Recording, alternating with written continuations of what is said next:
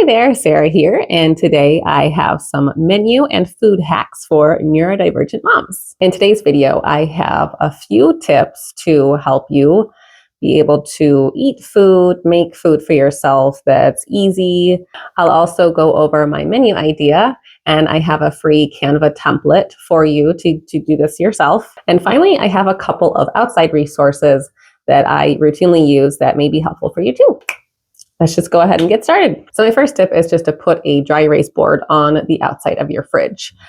And then anytime that there's something that you run out of or you're getting low on it, write it on there. What I do then is I take a picture of this before I go to the store, or if I'm going to put in like a Walmart delivery order, I'll take a picture of it and I'll go like sit down and put in my order that way. You as a mom can also ask your kids or your husband to write stuff on there that they want. And if they go about blaming you for not having the food that they want, you can be like, well, was it on the list? No, sometimes my daughter will put stuff on the list and I still don't get it for her. Along that same lines, if you use something like Walmart, you can even have your rest of your family logged into the app so that if they need something from the store throughout the week, they can just put it in the cart. Another really useful tool is to just have a list, probably on your phone or piece of paper, of things that you can just grab and go. For example, a rotisserie chicken, most stores have those, or fried chicken, or subs from certain places. Pre-made dinners from places like maybe Sam's or Costco, where they're not like just frozen dinners, but they're more fresh, are another really great grab and go option. I also just started getting a box of stuff from Once Upon a Farm, which is organic granola bars, fruit pouches, smoothie pouches, and also baby food.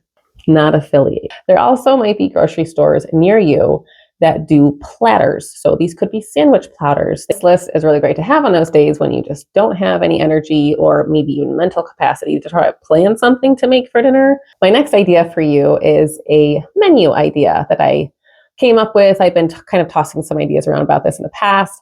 But what I did was I went onto Canva and I made a template of a menu. This included breakfasts, lunches, and dinners. And essentially the idea of it is to have simple options that I like, that my family typically likes to eat, and even variations of those options so that when I can't even like think about what we like to eat, I'll have a list right on the fridge of stuff that I can go through and see what we might want to have that day. I will leave that printout down below in the description if you want to use it. If you want to print it out or edit and change things how you like them, then you can print them out and put them on the outside of the fridge. It also helps when you're going to order food or you're going to a store, you can take it with you and make sure that you have some of those things.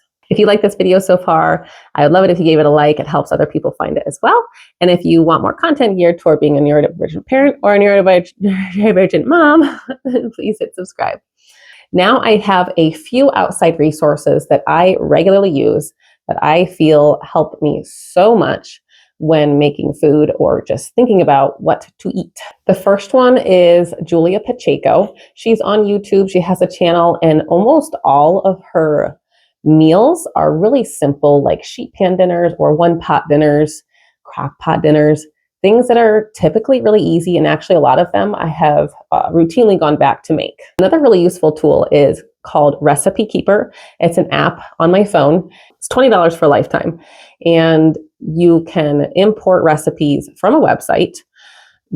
So like if you found something on Julia Pacheco's YouTube channel, you might be able to find the recipe on her website, and then you can bloop it right into your Recipe Keeper app. You can also, if you just have a picture of a recipe or maybe picture something that somebody sent to you, you can use that picture and upload it to Recipe Keeper, and they take the information out of it and they put it into your recipe. Each one of them has a picture, which sounds kind of like obviously it does, but like if I get out my recipe box with my index cards in it and I'm looking through them, I'm like, some of these I'm not even sure what they actually look like or like really what they are, because some things have such similar names.